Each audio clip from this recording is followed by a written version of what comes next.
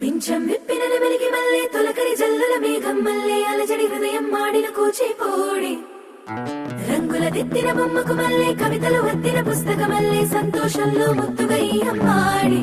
ఆరారు ఋతువుల అందం ఒకటిగా కలిపి వింతలు ఏడు పక్కకు జరిపే కొత్తగా పుంతలు తొక్కెను ఈ అరవిందం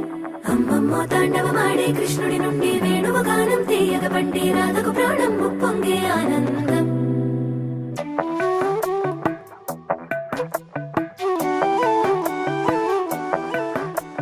మధురము కదా ప్రతొక నడక నీతో కలిసేలా తరగని కథ మనదే కనుక